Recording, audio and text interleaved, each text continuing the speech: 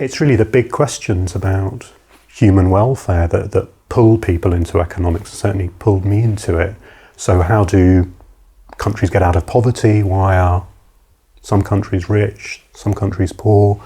You know, is there anything that we can do to deal with mass unemployment, to ameliorate that?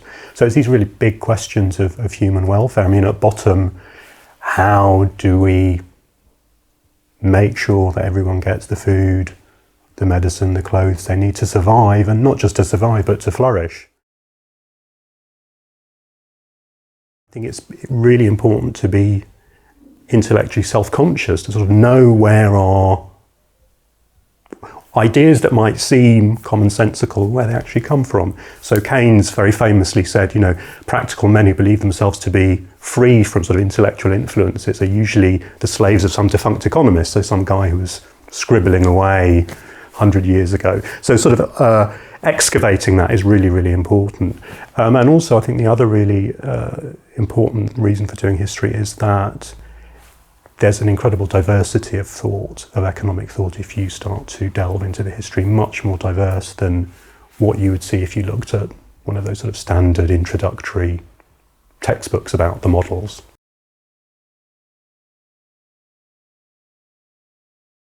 A lot of histories of economics would start at Adam Smith. So Adam Smith was the father of economic thought, and there's quite a good reason for that. I mean, in a way, he did start to define the sort of modern shape of the subject, and you know, he was writing on the cusp of the Industrial Revolution, when you know, capitalism was really burgeoning and the economy was moving towards the sort of form that it has today.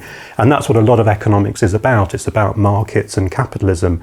But I wanted to go back a lot further back. I mean, for one thing, the economic struggle, the struggle with scarcity, the struggle to feed our families, that's been going on since humans have been alive. And people have been thinking about what that's about, and how we should deal with those problems, and sometimes in a completely different way to how modern economists do. So in the Middle Ages, it would have been, you know, is the economy sort of consistent with Christian teachings, and are we being moral in the way that we're buying and selling things? But to me, that's still about economics. That's still, so I'm defining economics rather more broadly than some histories would do that. So I go all the way back to the ancient Greeks.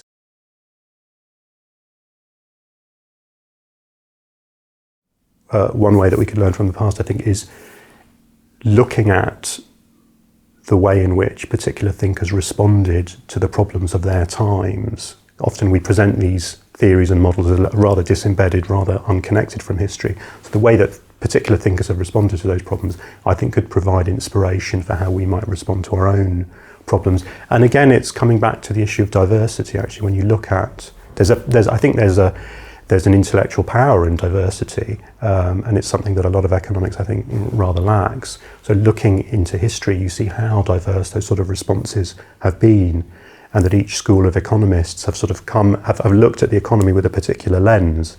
And I think that can be very powerful for us in terms of finding new insights to face the problems that we're facing today.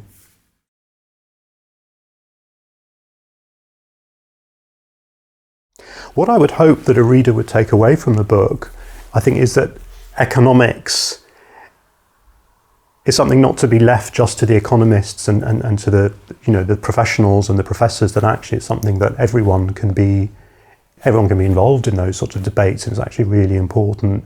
I mean, obviously economic issues are important, I don't need to say that, but often there's a feeling of, oh, this stuff is very complicated and full of jargon, let's leave it to those experts who must know what they're talking about. On the other hand, there's been this very, very critical, at times contemptuous attitude towards economics, that it got it all wrong, and you know, it's a sort of it's a defunct sort of discipline. You know, I think I want to sort of bring people a bit into the middle. I mean, you know, that we can, even if you're not a professional economist, you can take an attitude of feeling assertive towards economics and economists, that it shouldn't be something so mystifying that people can't get involved in those debates.